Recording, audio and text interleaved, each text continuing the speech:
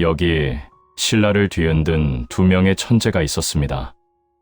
한 명은 거침없고 자유로운 영혼의 소유자, 껄껄 웃으며 막걸리 한 사발이라도 들이켤 것 같은 온 동네를 발발 뛰어다니는 그런 사람. 이름은 바로 원효. 여러분, 원효대사 다들 아시죠? 그 유명한 해골물 이야기의 주인공 말입니다. 그리고 또 한 명, 이 사람은 원효와 완전히 반대입니다. 바위처럼 단단하고 맑은 샘물처럼 고요하고 선비처럼 꼿꼿한 수행자. 말수는 적지만 한 번 뱉은 말은 천근 무게로 땅에 박히는 사람. 이름은 의상. 오늘 우리 이야기의 진짜 주인공입니다. 성격은 정반대인데 이 둘이 얼마나 죽고 못 사는 단짝이었는지 모릅니다. 뭐랄까요? 우리 내 학창 시절에 그런 친구 한 명씩은 있지 않으셨나요? 나와 정반대인 것 같은데 이상하게 기막히게 잘 맞는 그런 친구 말입니다. 원효와 의상이 딱 그런 관계였어요. 두 사람은 같은 스승 밑에서 공부하며 우정을 쌓았습니다. 밤새 등잔불 켜놓고 불경을 읽다가 서로 토론하고 새벽에 산에 올라 함께 명상하고 고단할 때는 서로의 등을 두드려 주던 사이였지요. 그런 두 사람 사이에 어느 날 아주 중요한 대화가 오고 갑니다. 형님, 저 요즘 잠이 잘 안 옵니다. 그래? 이 사람이 갑자기 무슨 소리야? 혹시 어디 아픈 건 아니고? 아닙니다, 형님. 몸은 멀쩡한데 마음이 답답합니다. 저는 요즘 자꾸 이런 생각이 드는 거예요. 우리가 지금 여기서 날마다 책장만 넘기고 있는데 정말 이게 맞는 건지. 그게 무슨 소리야? 우리가 지금 공부 안 하는 것도 아니고 매일 경전 읽고 명상하고 수행하잖아. 형님, 솔직히 말씀드리겠습니다. 우리가 지금 읽는 경전들, 당나라에서 건너온 것들 아닙니까? 그런데 그 경전을 번역하고 해석하고 진짜 깊은 뜻을 알고 있는 스님들은 다 당나라에 계십니다. 우리는 지금 메아리만 듣고 있는 겁니다. 진짜 소리를 들으러 가야 합니다. 당나라라고? 네, 당나라로 갑시다. 거기 가서 부처님의 진짜 지혜를 배워오자고요. 형님, 언제까지 이 좁은 땅에서 책장만 넘기고 있을 겁니까? 이 의상 스님이라는 분이 얼마나 대단한 결기를 가진 사람인지 느껴지시죠? 당나라가 어디입니까? 지금이야 비행기 타면 2시간도 안 걸리는 곳이지만 그 당시엔 목숨을 걸어야 하는 여정이었습니다. 거친 파도, 해적, 풍랑, 낯선 나라의 언어와 풍습, 가다가 죽어도 이상하지 않은 길이었어요. 그런데 이 의상이 그 길을 가겠다고 한 겁니다. 오직 진짜 가르침을 배우겠다는 그 하나의 마음만 가슴에 품고서요. 허허허, 이 사람 보게, 이 사람 봐. 당나라라니? 그 먼 길을 가다가 호랑이한테 물려가면 어쩌려고? 타도에 떠내려가면 어쩌고? 이 형님은 여기 따뜻한 방에서 책이나 읽으련다. 형님, 아이고, 그 눈빛 좀 치워. 그 눈으로 보면 내가 못 버티잖아. 알았어. 자네가 간다니 이 형님도 괴나리 보찜 한번 싸보지. 어디 죽으러 한번 가보자고. 형님, 고맙습니다. 이렇게 두 사람은 오직 깨달음 하나만을 가슴에 품고 거친 파도와 험한 산맥이 기다리는 유학길에 오릅니다. 그런데 말이죠. 이 길이 이 두 사람의 운명을 통째로 바꿔놓을 줄은 그때는 아무도 몰랐습니다. 그리고 이 길에서 의상이 만날 시연은 딱 하나가 아니었습니다. 두 사람이 당나라를 향해 발걸음을 내디딘 건 좋았는데 길은 생각보다 훨씬 험했습니다. 산을 넘고 강을 건너고 날은 저물고 그런데 어느 날 밤 갑자기 하늘이 뚫린 듯 폭우가 쏟아지기 시작합니다. 두 사람은 후다닥 주변을 살폈지만 숲은 깊고 어둡고 비를 피할 만한 곳이라곤 눈에 띄질 않아요. 그러다 겨우겨우 찾아낸 곳이 무덤가 근처의 조그만 동굴이었습니다. 이름 모를 무덤들이 여기저기 흩어져 있는 으스스한 그곳이었지만 비를 피해야 하는 두 사람에게 선택의 여지가 없었죠. 아이고, 이 무슨 날씨야? 의상, 자네 많이 젖었지? 괜찮아? 네, 형님. 저는 괜찮습니다. 그런데 비가 그칠 기미가 영 보이질 않는군요. 목이 너무 말라서 입안이 바싹 타들어갑니다. 나도 마찬가지야. 잠깐, 어디 물이 없나? 이 안에 뭔가 있을 것 같은데. 오, 의상, 여기 좀 보게. 바가지가 있어. 그것도 물이 가득 담겨 있구만. 하늘이 우리를 도우시는군. 도우셔. 자, 자네부터 한 모금 마시게나. 의상은 망설임 없이 원효가 건네는 바가지를 받아 들었습니다. 칠흑같이 어두운 동굴 안, 아무것도 보이질 않는 그 상황에서 그냥 꿀꺽꿀꺽 들이켰죠. 아, 형님. 물맛이 어찌 이리 달고 시원합니까? 꼭 산 위에서 흘러내리는 감로수 같습니다. 허허, 정말이네. 이게 물인지 꿀인지 모르겠어. 꿀물보다 더 달콤해. 아이고, 이제야 살 것 같구만. 참 신기하죠? 이 궁벽한 무덤과 동굴에 이렇게 달콤한 물이 있다니.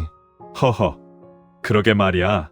배도 고프고 몸은 고단한데 이 물 한 모금에 살아나는 기분이야. 자, 이제 좀 자세나. 내일 또 길을 나서야 하니. 두 사람은 그렇게 달콤한 물로 목을 축이고 어둠 속에 몸을 누였습니다.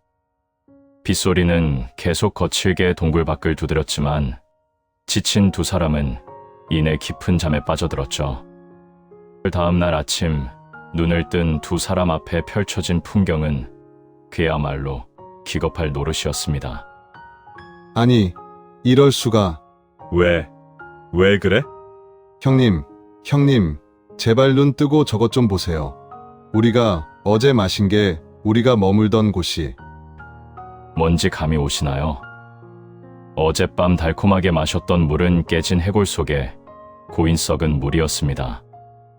그리고 아늑하다고 몸을 뉘었던 그 자리는 무덤 속 시신들 곁이었어요. 세상에 이게 무슨. 어젯밤에 그렇게 달았는데, 그렇게 시원했는데, 해골인 줄 알자마자 이렇게 구역질이 나다니. 아이고, 내 팔자야. 형님, 잠깐만요. 이게 좀 이상합니다. 이상한 게 아니라 기겁할 노릇이지.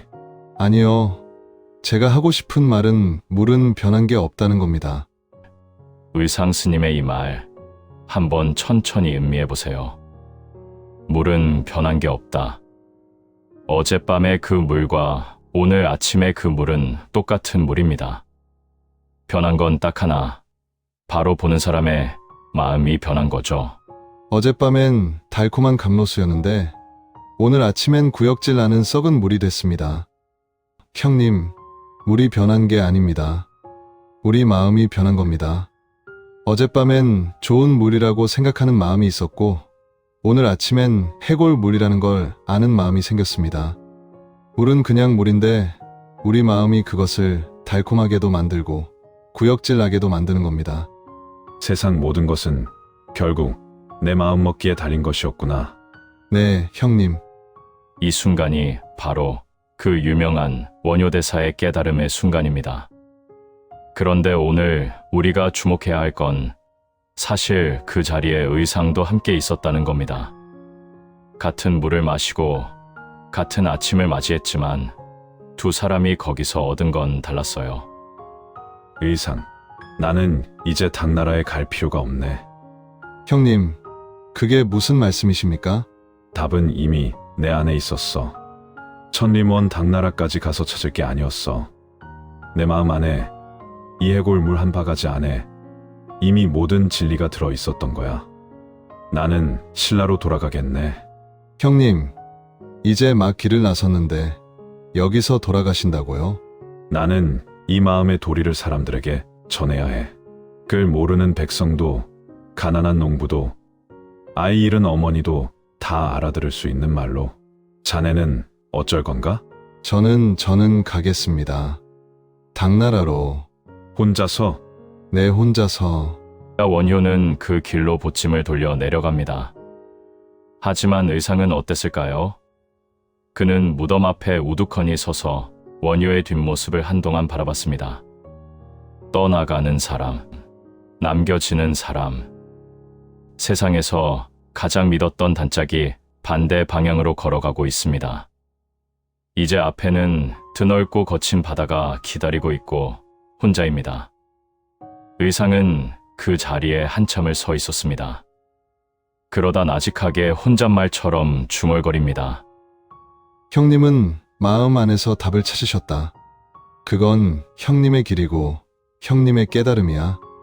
하지만 나는 그 마음이 어떻게 흘러가는지, 세상의 이치가 어떻게 맞물려 돌아가는지 알아야겠어.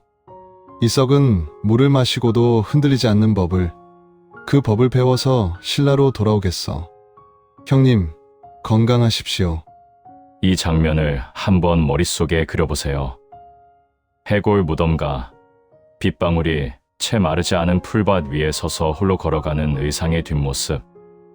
사랑하는 친구를 떠나보내고 이제 혼자 당나라로 향하는 그 발걸음. 얼마나 무겁고 얼마나 외로웠을까요? 하지만 이 고집스러운 발걸음 끝에 의상을 기다리는 건 원효와는 또 다른 거대한 우주였습니다. 의상의 시연은 여기서 끝이 아니었습니다. 당나라에서 의상을 기다리는 건 공부만이 아니었어요. 도저히 예상치 못한 일이 기다리고 있었습니다. 거친 파도를 건너 드디어 당나라 땅에 발을 디딘 의상. 하지만 현실은 가혹했습니다. 말이 안 통합니다. 글은 어느 정도 읽을 수 있지만 실제로 말을 중국 사람들은 갸우뚱합니다. 풍습은 낯설고 음식은 입에 맞질 않고 길을 물어봐도 제대로 된 답을 듣기도 어렵습니다. 심지어 처음 며칠은 묵을 곳조차 없었어요. 항구 근처 허름한 처마 밑에서 비를 피하며 하룻밤을 보내기도 했습니다. 그나마 당시에는 불교 신도들의 네트워크가 있었어요. 신라 스님이 왔다는 소문이 돌면 그 지역의 불교 신도들이 묵을 곳이라도 마련해 주는 경우가 있었거든요. 의상도 그렇게 등주의 한 신도 집에 머물게 됩니다. 그 집에서의 어느 밤, 의상은 창밖달을 바라보며 앉아 있습니다.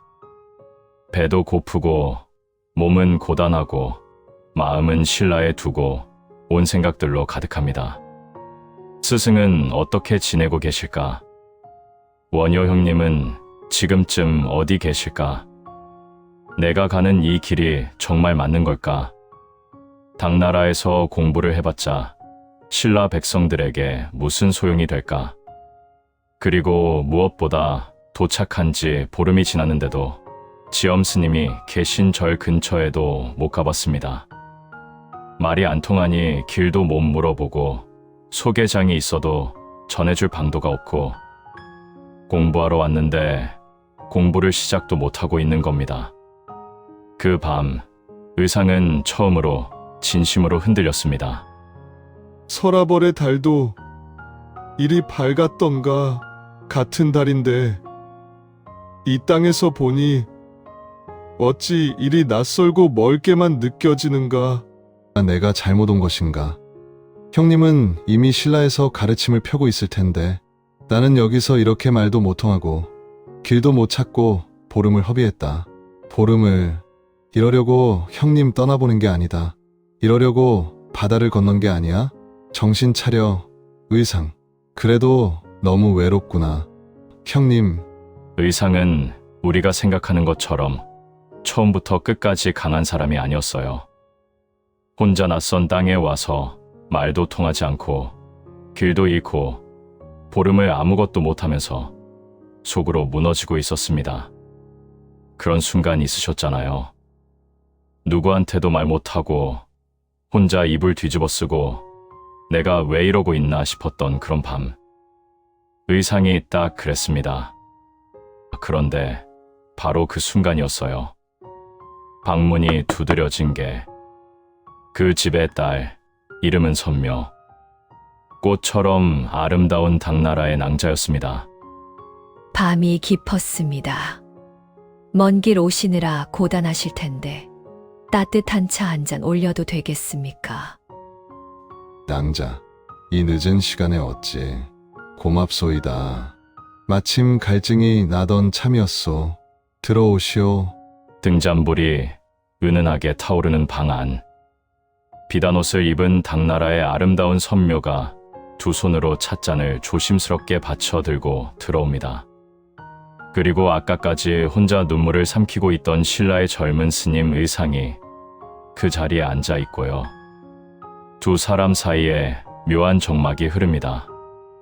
찻잔에서 올라오는 하얀 김이 그 사이를 가로막듯 피어오르고 선묘의 눈동자가 그 김 너머에서 살짝 흔들립니다. 스님, 눈이 좀 빨개신 것 같습니다. 아, 피곤해서. 그렇군요. 많이 힘드시죠? 네, 딱 그 한마디였습니다.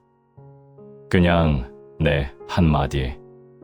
하지만 그 말 속에 얼마나 많은 것이 담겨 있었겠어요. 원효 형님을 떠나보낸 외로움, 말도 통하지 않는 땅에서 보름을 헤맨 막막함, 그래도 포기할 수 없는 다짐. 그 모든 것이 그 네 한마디에 다 들어 있었습니다. 선묘는 더 묻지 않았습니다. 그냥 그 자리에 조용히 앉아 있었습니다. 차가 식을 때까지. 그날 밤이 두 사람의 첫 진짜 만남이었습니다. 며칠이 지났습니다. 그리고 또 며칠이 지났습니다. 선묘는 매일 저녁 차를 가져왔습니다. 처음엔 그냥 가져다 놓고 나갔는데 조금씩 더 오래 그 방에 머물기 시작했습니다. 의상도 처음엔 짧게 인사만 하고 돌아서려 했는데 어느 날부턴가 선묘가 자리를 잡고 앉으면 경전을 덮기 시작했습니다. 두 사람은 말을 많이 하지 않았어요. 선묘는 당나라 말로, 의상은 신라 말로 서로 반쯤 알아들으면서 대화했습니다. 그런데 이상하게도 반쯤 알아들어도 뜻이 통했습니다. 스님, 오늘 공부는 잘 되셨습니까? 조금씩 됩니다. 지엄 스님 강의실에 앉아서 받아 적고 모르는 건 다시 경전 펴고 이렇게 하루하루 가는 겁니다. 스님은 참 대단하십니다. 대단한 게 뭐가 있습니까? 그냥 하는 거지. 아니요. 저는 대단하다고 생각합니다. 이렇게 먼 곳까지 혼자 와서 아무도 없이 그냥 하루하루 하는 것. 그게 제일 어려운 거잖아요. 그게 대단한 건지는 모르겠소이다. 가끔은 그냥 멈추고 싶을 때도 있으니. 스님도요? 네, 저도 사람입니다. 이 순간 선묘의 마음에서 무언가가 달라졌습니다. 그 전까지 선묘가 의상에게 느낀 건 대단한 사람에 대한 경외심 같은 거였어요. 저 멀리 있는 사람. 그런데 가끔은 멈추고 싶을 때도 있다는 그 한마디를 들은 순간 의상이 갑자기 가까이 느껴진 겁니다. 강한 척하지만 사실은 힘든 사람. 그 사람의 짐을 조금이라도 덜어주고 싶다는 마음. 그게 생겨버린 거예요. 그날부터 선묘의 눈빛이 달라졌습니다. 봄에서 여름으로. 2달이 지났습니다. 선묘는 매일 저녁을 의상과 함께 보냈고 이제는 의상이 공부하는 내용을 궁금해하며 질문도 했습니다. 의상은 어설픈 당나라 말로, 선묘는 어설픈 신라 말로 서로 화엄의 가르침을 주고받았어요. 선묘는 점점 알아갔습니다. 이 사람이 왜 이 먼 곳까지 왔는지, 이 사람이 가슴에 품고 있는 게 뭔지. 그리고 어느 날 밤 선묘는 결심을 했습니다. 스님, 드릴 말씀이 있습니다. 말씀하시오. 스님께서 처음 우리 집에 발을 들이시던 그 순간부터 제 마음 속에는 작은 등불 하나가 켜진 것 같았습니다. 처음엔 그게 뭔지 몰랐습니다. 그냥 훌륭한 스님을 가까이서 뵈어서 그런가 보다 했어요. 그런데 2달을 함께 지내고 보니 그게 아니었습니다. 스님이 피곤하다고 하실 때 제 가슴이 먼저 아팠습니다. 스님이 공부가 잘 됐다고 하실 때 제가 더 기뻤습니다. 스님이 신라 이야기를 하실 때 저는 신라가 어딘지도 모르면서 그리워졌습니다. 혹시 수행의 길을 멈추시고 이곳에서 저와 함께 평범한 행복을 찾으실 수는 없으신지요? 저는 스님과 함께라면 어디서 어떻게 살아도 좋겠습니다. 요즘 말로 하면 직진 고백이죠. 얼마나 용감한 낭자입니까? 2달 동안 마음속에 담아뒀던 것을 드디어 꺼낸 겁니다. 여러분, 선묘가 한 말 중에 스님이 신라 이야기를 하실 때 저는 신라가 어딘지도 모르면서 그리워졌습니다라는 말. 이게 얼마나 깊은 감정인지 아십니까? 봐본 적도 없는 곳을 그리워한다는 건 그곳을 그리워하는 사람이 소중하다는 뜻이거든요. 그런데 우리 의상 스님, 보통 분이 아니지 않습니까? 어떻게 대답했는지 들어보세요. 낭자, 그대의 마음은 고맙고도 무겁소이다. 고맙다는 건 진심입니다. 이 낯선 땅에서 그대가 없었다면 내가 얼마나 더 힘들었을지. 그대가 건네준 차 한 잔이, 그대의 조용한 목소리가 얼마나 많은 날 밤을 버티게 해줬는지, 그건 진심으로 고맙소이다. 그러나 내 마음은 이미 묶여 있소이다. 신라의 굶주린 백성들에게, 전쟁으로 자식을 잃은 어머니들에게, 부처님의 가르침에 매여 있습니다. 내 몸은 잠시 이 방에 있을 수 있으나 내 혼은 이미 저 멀리 화엄의 바다에 떠 있소이다. 그대 곁에 머무는 것이 그대에 대한 예의가 아닙니다. 그대는 그대의 전부를 걸어 마음을 주셨는데 나는 그 마음에 반도 답할 수 없으니 미안하오, 낭자. 진심으로 미안하오. 거절당한 선묘 낭자, 어땠을까요? 보통 사람 같으면 울며불며 매달리거나 아니면 원망하고 돌아서도 이상하지 않을 상황입니다. 그런데 선묘는 달랐습니다. 이 여인이 어떻게 했는지 들어보세요.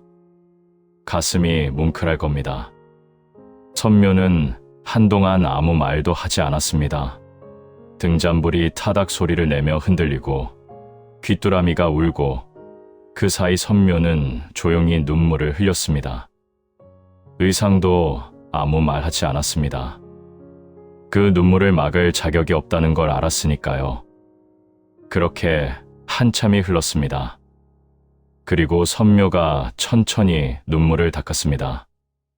그리고 일어나서 무릎을 꿇었습니다. 스님, 저는 지금 매우 슬픕니다. 그건 솔직하게 말씀드리겠습니다.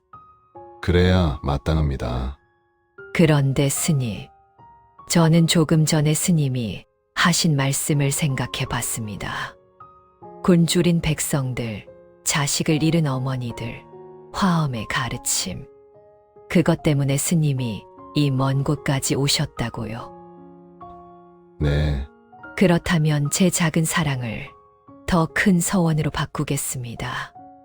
스님 한 사람이 아니라 스님이 구하려는 그 모든 사람들을 위해 제 마음을 쓰겠습니다. 낭자, 그게 무슨... 스님께서 당나라에서 공부하시는 동안 필요한 것이 있으면 제가 되겠습니다. 승복이 헤어지면 새 것을 드리고 먹과 종이가 떨어지면 구해드리겠습니다. 그리고 스님께서 다시 고국으로 돌아가 법을 전하시는 그날까지 제가 스님의 그림자가 되어 지켜드리겠습니다. 스님의 성불이 곧 저의 깨달음이 될 것입니다. 저를 스님의 제자로 받아주십시오. 나를 사랑해달라는 애걸이 아닙니다. 당신이 가는 길의 밑거름이 되겠다는, 당신이 이루려는 일의 그림자가 되겠다는 이 고귀한 마음, 거절당한 그 슬픔을 더 큰 사랑으로 키워낸 이 사람. 의상은 그 자리에서 오래오래 선묘를 바라봤습니다. 그리고 나직이 말했습니다. 낭자, 그대는 내가 당나라에 와서 만난 가장 깊은 가르침이오. 스님, 울지 마세요. 울지 않소이다. 울고 계신 거 다 보입니다. 미안하오, 낭자. 그리고 고맙소이다. 이 장면 어떠세요?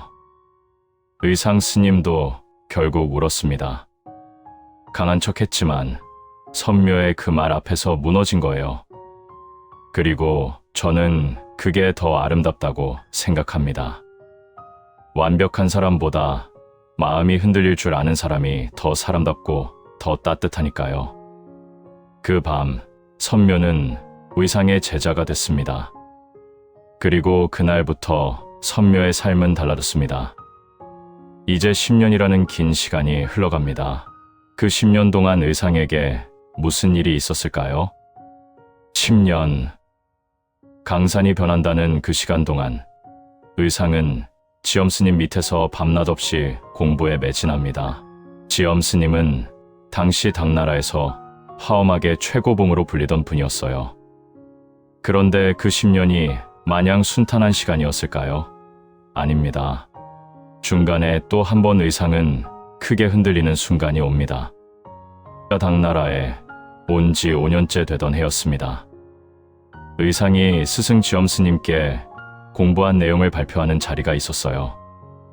그런데 그 자리에서 지엄스님의 또 다른 제자, 당나라 출신의 법장이라는 인물이 의상을 압도해버립니다. 스님, 화엄의 이치는 이렇게 보면 됩니다. 하나가 곧 전체이고 전체가 곧 하나인 것. 그 이치는 제석천의 그물처럼 모든 보석이 서로를 비추며 무한히 펼쳐지는 것입니다. 법장은 당나라 말로 유창하게 막힘없이 화엄의 깊은 이치를 풀어냈습니다. 그 자리에 있던 모든 사람들이 탐복했습니다. 스승 지엄스님도 크게 고개를 끄덕이셨죠. 의상은 그 자리에서 아무 말도 하지 못했습니다. 당나라 말이 아직 서툴러서 자기가 알고 있는 것에 반도 표현을 못했거든요.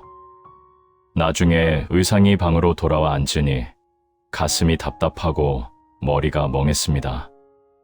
나는 5년을 공부했는데 법장은 나보다 훨씬 깊이 알고 있다. 그 사람은 당나라 사람이니 말도 막힘이 없고 나는 아직도 말이 서툴러 생각에 반도 표현 못한다. 내가 과연 신라로 돌아갔을 때 뭘 줄 수 있을까? 이렇게 더딘 내가, 이 긴 시간을 들여 공부한 내가 정말 백성들에게 도움이 될 수 있을까? 형님은 해골 물 한 바가지에 모든 걸 얻었는데 나는 5년을 공부해도 아직 멀었다. 문밖이었습니다. 보니 선묘가 보낸 꾸러미가 하나 도착해 있었어요. 새먹 한 통, 깨끗한 종이 한 묶음, 그리고 작은 쪽지 하나. 스님, 오늘도 열심히 하셨겠지요. 저는 스님이 당나라에서 무엇을 배우고 계신지 잘 모릅니다. 하지만 스님이 배우는 것이 옳은 일이라는 건 압니다.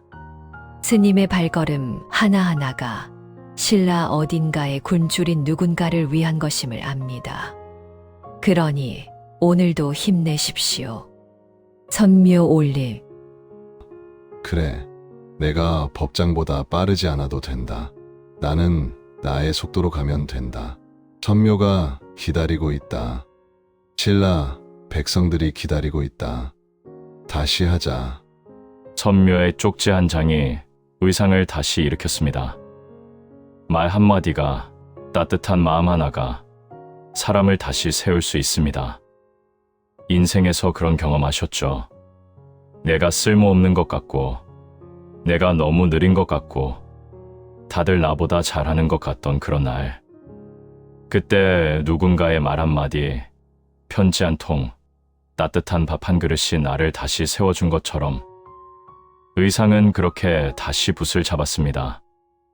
그리고 5년이 더 흘렀습니다. 10년이 지난 어느 날 의상의 스승 지엄 스님이 의상을 조용히 부릅니다. 의상아, 스님, 부르셨습니까? 너는 이제 신라로 돌아갈 때가 됐다. 스님, 아직 배울 것이 많습니다. 저는 아직 공부에 끝이 있다고 생각하느냐? 배움은 머리에 싸는 게 아니다. 발로 걷는 거다. 이젠 내가 배운 걸 발로 걸어야 할 때가 왔어. 신라의 백성들이 기다리고 있다. 스님, 저는 아직 부족합니다. 부족하다는 걸 아는 사람이 가장 많이 아는 사람이다. 더 나거아. 스승의 이 말, 오늘 사는 우리에게도 그대로 와닿지 않습니까? 완벽해질 때까지 기다리면 영원히 시작하지 못합니다.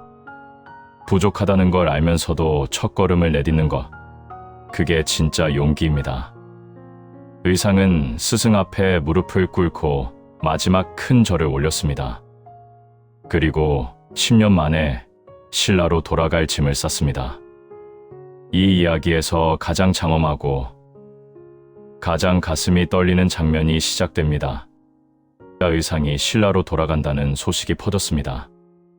그 소식을 들은 선묘는 며칠 전부터 준비를 시작했습니다. 의상이 오랜 항해에 입을 새 승복을 직접 손으로 지었습니다. 바다에서 먹을 공약물들을 정성껏 챙겼습니다. 의상이 신라에서 화엄 공부를 계속할 수 있도록 경전 필사본도 빠짐없이 넣었습니다. 그것들을 보자기에 단단하게 싸고 또 싸고 끈으로 묶었습니다. 출발날 아침, 선묘는 그 진보다리를 안고 항구로 뛰었습니다.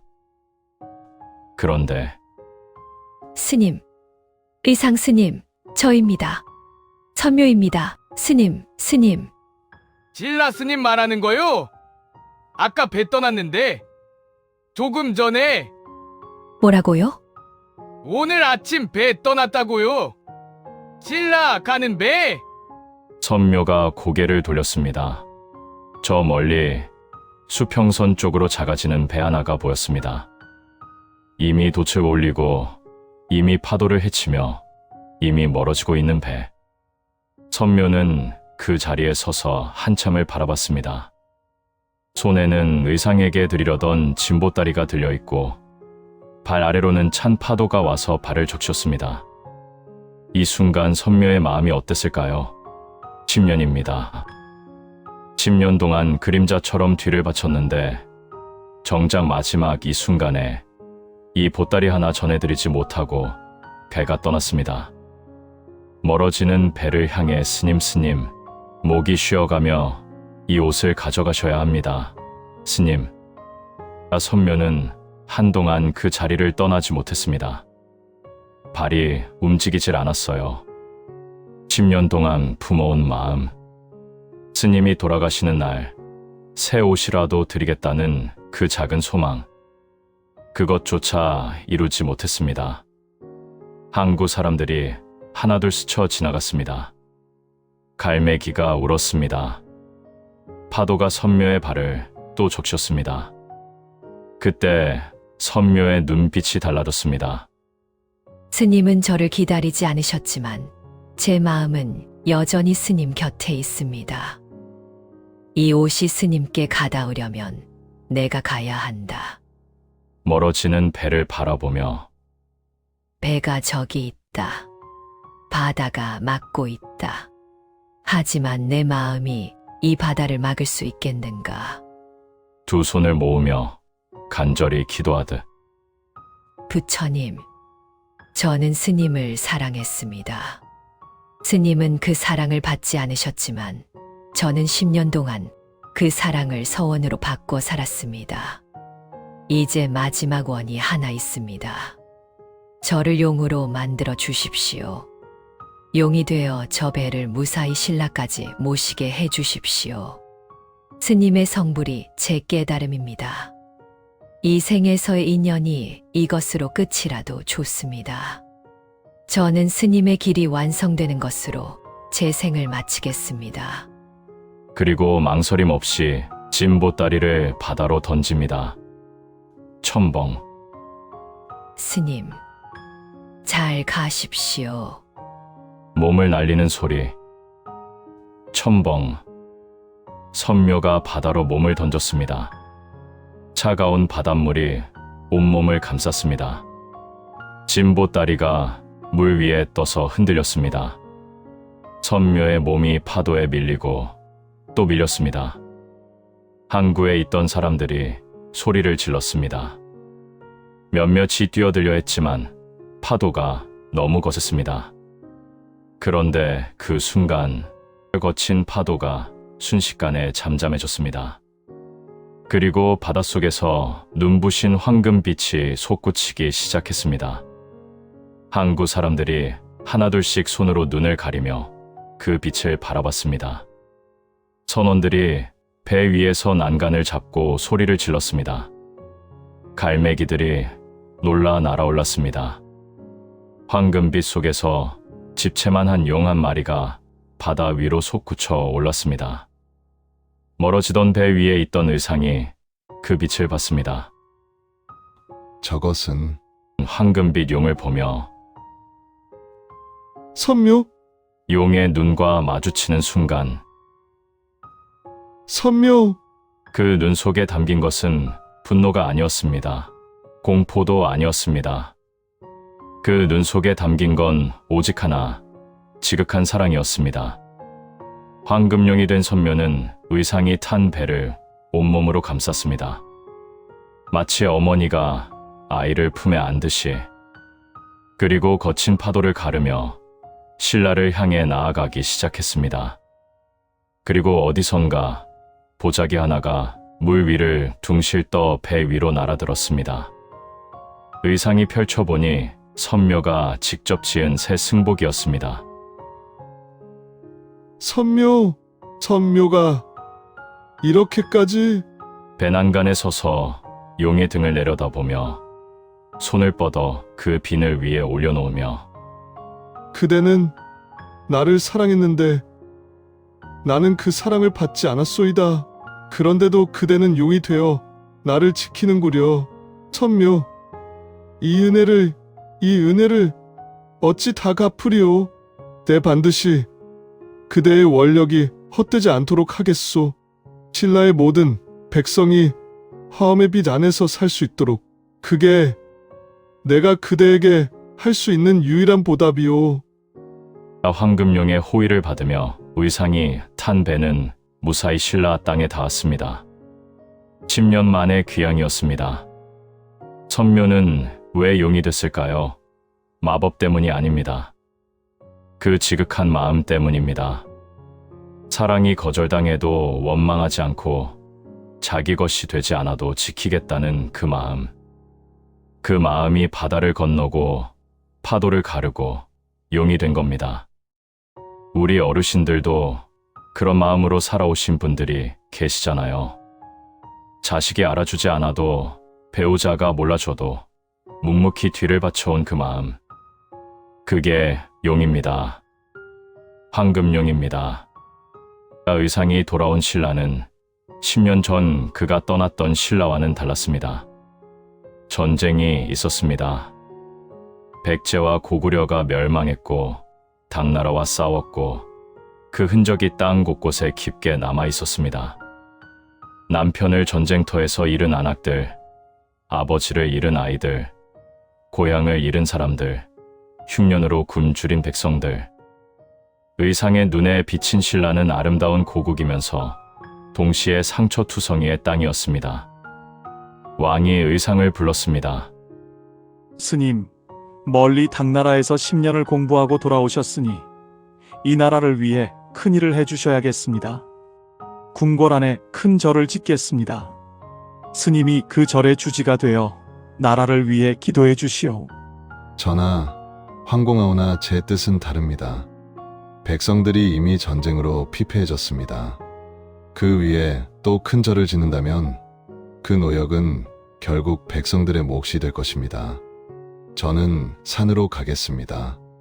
백성들이 찾아올 수 있는 곳에 작지만 진심 담긴 도량을 세우겠습니다.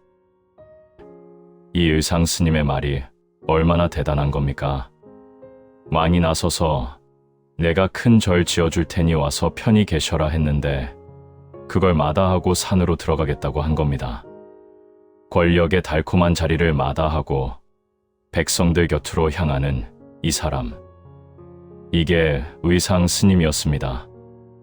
그리고 의상은 태백산 깊은 곳으로 발걸음을 향합니다. 그런데 거기서 또 어마어마한 일이 기다리고 있었습니다. 태백산, 지금으로 치면 경상북도 영주 근처입니다. 의상은 그 깊은 산 중턱을 걷고 또 걸었습니다. 며칠을 헤매다가 딱 맞는 곳을 찾아냈습니다. 산등성이가 둥글게 품처럼 감싸고 있는 자리. 아래로는 드넓은 들판이 보이고 멀리로는 겹겹이 쌓인 산봉우리들이 서 있는 그 자리. 의상은 이 자리에 절을 세우기로 마음먹었습니다. 그런데 문제가 생겼습니다. 그 자리에는 이미 마음이 비뚤어진 무리 수백 명이 자리를 잡고 있었습니다.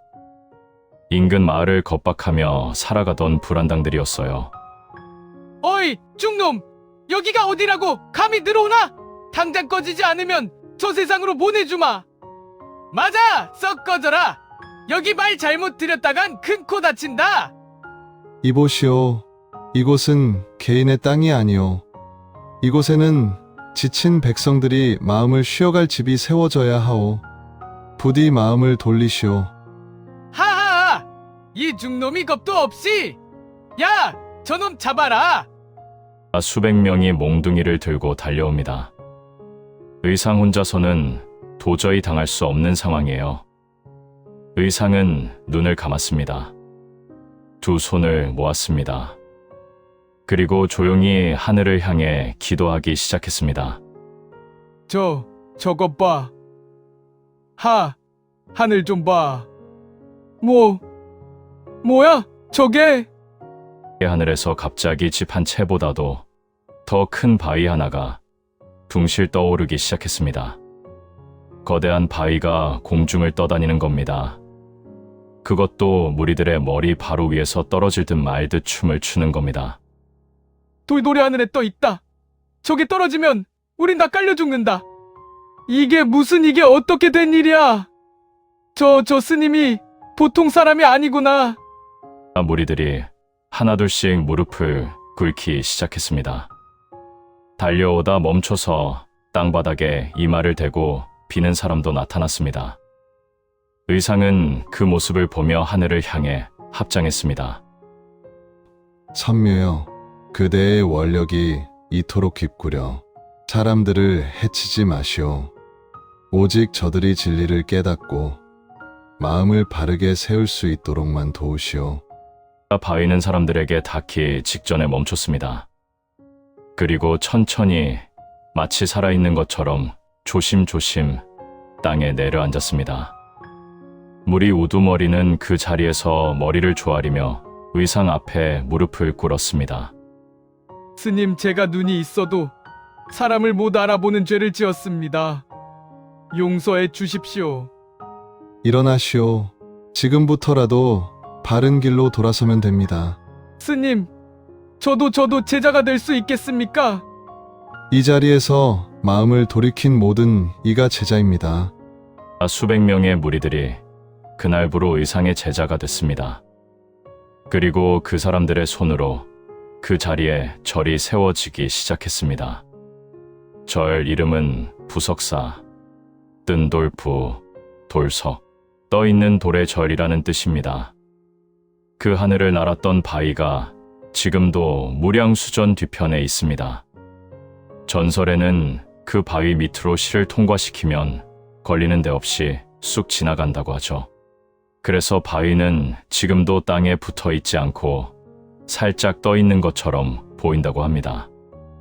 의상은 절을 다 짓고 나서 부석 곁에 오래 서 있었습니다. 그리고 나직이 속삭였습니다. 선묘여, 그대는 용이 되어 나를 지켰고 이제 바위가 되어 이 절을 지키는구려. 용이 됐을 때도 바위가 됐을 때도 그대는 한 번도 자기 자신을 위하지 않았소이다. 나는 평생 이 자리에서 그대의 뜻이 헛되지 않았음을 증명하겠소. 한 사람이라도 더 이 화엄의 비잔에서 살 수 있도록 고맙소이다 선묘. 진심으로. 절을 짓는 데는 긴 시간이 걸렸습니다. 하지만 그 시간 동안 무언가 신기한 일이 일어났습니다. 처음에 산적이었던 사람들이 절을 짓는 동안 하나둘씩 변하기 시작한 겁니다. 몽둥이를 들었던 손으로 나무를 다듬고 칼을 들었던 손으로 돌을 쌓으면서 사람들의 눈빛이 달라졌습니다. 그리고 절 짓는 소문이 퍼지자 인근 마을에서 백성들이 스스로 참여하러 왔습니다. 점심이라도 대접해야 한다며 밥을 싸들고 온 안악, 목재가 필요하다는 말에 자기 밭에 나무를 베어온 농부, 어린 딸의 손을 잡고 멀리서 걸어온 아버지. 그렇게 절은 혼자가 아니라 모두의 손으로 세워졌습니다. 이게 화엄입니다. 모든 것이 연결되어 하나가 되는 것. 산적도, 농부도, 아이도 다 함께 손을 모아 하나의 집을 짓는 것. 부석사를 시작으로 의상은 전국에 화엄 10차리라 불리는 10개의 절을 세웠습니다. 낙산사, 화엄사, 범어사 여러분 귀에도 익숙한 그 유명한 절들이 의상의 손에서 탄생했습니다. 의상이 신라로 돌아와 왕성하게 활동하던 어느 가을날, 오랫동안 보지 못했던 얼굴을 만나게 됩니다. 바로 원효였습니다. 해골물을 마시고 신라로 돌아간 원효. 그는 그 후로 어떻게 살았을까요? 스님의 옷을 벗고 소성거사라는 이름으로 저작거리를 돌아다니며 그 모르는 백성들에게 노래로, 춤으로, 이야기로 부처님의 가르침을 전했습니다. 무예가를 부르며 마을을 돌면 사람들이 따라 노래하고 함께 춤을 췄다고 합니다. 그렇게 각자의 길로 걸어간 두 사람이 산길에서 마주쳤습니다. 의상 자네인가? 형님, 허허허, 이 사람아. 이게 얼마만이야? 어찌 이리 더 마른 게야? 당나라 밥이 그렇게 맛이 없었나? 형님은 또 왜 이렇게 살이 쪄 계십니까? 저작거리 돌아다니며 밥 얻어먹고 다니신다더니. 야, 이 사람이 내가 살이 쪄? 아이고, 이건 돌을 닦은 거야. 돌을! 두 사람이 함께 웃는다. 한바탕 웃음이 가라앉고 잠시 고요해진다. 잘 다녀왔나? 네, 형님. 고생 많이 했지? 네, 많이 했습니다. 생각보다 훨씬 많이. 혼자였습니다, 형님. 말도 안 통하고 길도 모르고 공부는 더디고 법장이라는 사람한테는 치이고 중간에 그냥 신라로 돌아가고 싶었던 날이 한두 번이 아니었어요. 근데 안 왔잖아. 선묘가 쪽지를 보내줬습니다. 먹 한 통이랑 종이 한 묶음이랑. 선묘? 그 당나라 낭자? 네, 그 낭자가 10년 동안 그림자처럼 뒤를 바쳤습니다. 그리고 나중엔 바다에 뛰어들어 용이 됐습니다. 그렇구나. 형님, 저는 당나라에서 화엄을 배웠다고 생각했는데 막상 돌아보니 진짜 화엄은 선묘한테서 배웠습니다. 맞아. 이론은 책에 있는데 진리는 사람한테 있거든. 그래도 잘했어. 자네가 잘 다녀왔으니까 이제 신라 사람들이 진짜 화엄을 배울 수 있게 됐잖아. 형님은 저 없어도 충분히 잘하고 계셨던 것 같던데요. 야, 우리 둘이 있어야 완성이지. 나 혼자론 좀 부족하거든. 형님이 부족하다고 하시니 세상에 남은 공부 다 한 사람이 없겠습니다. 두 사람은 그렇게 한참을 함께 걸었습니다. 무슨 이야기를 나눴는지 역사 기록에는 남아있지 않습니다. 하지만 우리는 상상할 수 있어요. 해골물 이야기, 당나라에서의 10년, 선묘 이야기, 부석사 이야기, 그리고 각자가 걸어온 그 긴 세월의 이야기들. 두 천재가 서로 다른 길을 걸었지만 결국 같은 하늘 아래 같은 땅을 걷고 있었습니다. 그리고 둘이 함께 있을 때, 그 둘이 하나가 됐을 때 비로소 신라의 화엄이 완성됐습니다. 이게 화엄입니다. 서로 다른 것이 서로를 완성하는 것. 의상대사는 신라로 돌아온 후 수십 년을 더 살며 가르침을 폈습니다. 제자들을 길러내고 절을 세우고 백성들을 위해 기도하며, 그리고 어느 조용한 날 부석사에서 생을 마쳤습니다. 향년 77세였습니다. 해가 지고 달이 뜨고 또 세월이 흘러 지금으로부터 1300년이 지났습니다. 하지만 의상대사의 흔적은 지금도 우리 주변 곳곳에 살아 있습니다. 경북 영주의 부석사, 강원도 양양의 낙산사, 전남 구례의 화엄사, 부산의 범어사. 지금도 사람들이 그 절에 가서 기도하고 위로받고 쉬어갑니다. 1300년 전 의상이 품었던 그 마음이 지금도 그 안에 살아 숨쉬고 있는 겁니다. 이제 오늘 이야기를 마무리하면서 한 가지만 여쭤볼게요. 오늘 의상대사 이야기를 들으시면서 어느 장면에서 가장 마음이 움직이셨나요? 저는 세 장면을 생각했습니다. 첫 번째, 의상이 당나라에서 혼자 울다가 선묘의 쪽지 한 장에 다시 붓을 잡는 장면. 강한 사람도 혼자선 무너집니다. 누군가의 따뜻한 말 한마디가 사람을 다시 세울 수 있습니다. 두 번째, 선묘가 거절당하고도 당신의 길의 그림자가 되겠습니다 라고 한 장면. 사랑을 받지 못해도 사랑할 수 있는 사람. 그 사람이 결국 용이 됩니다. 세 번째, 의상이 원효에게 진짜 화엄은 선묘한테서 배웠다고 한 장면. 책에서 배운 것보다 사람한테서 배운 것이 더 깊습니다. 우리 인생에도 그런 사람들이 있었을 겁니다. 나를 세워준 사람, 나의 그림자가 되어준 사람, 나한테 진짜를 가르쳐준 사람. 오늘 그 사람이 생각나신다면 마음속으로 한번 고맙다고 해보세요. 1300년 전 의상이 부석 앞에서 선묘에게 그랬던 것처럼 마지막으로 한 가지만 말씀드릴게요. 기회가 되신다면 언제 한번 부석사에 가보세요.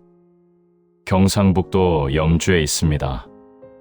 크지는 않습니다. 화려하지도 않습니다. 하지만 그 절이 가진 분위기는 어디서도 느낄 수 없는 무언가가 있어요. 무량수전 앞 계단에 앉아서 아래로 펼쳐지는 드넓은 들판을 바라보고 있으면 1300년 전 의상이 그 자리에서 뭘 보았는지 조금은 느껴지는 것 같거든요. 그리고 무량수전 뒤편으로 돌아가서 부석을 직접 눈으로 보세요. 저 바위가 하늘을 날았다고 하시면서 웃으실 수도 있습니다. 하지만 손으로 그 바위를 만지면서 선묘의 이야기를 떠올려 보세요. 부석사 무량수전 뒤편, 그 바위는 지금도 그 자리에 있습니다. 의상은 떠났고 선묘도 떠났고 그 시대도 다 지나갔는데 바위만 아직 거기 있어요. 오늘 의상대사 이야기 어떠셨습니까? 먼 옛날 이야기 같지만 결국 이 이야기가 하고 싶은 말은 하나입니다. 지극한 마음은 사라지지 않는다. 바위가 되어서라도 남는다. 부처님의 자비기원.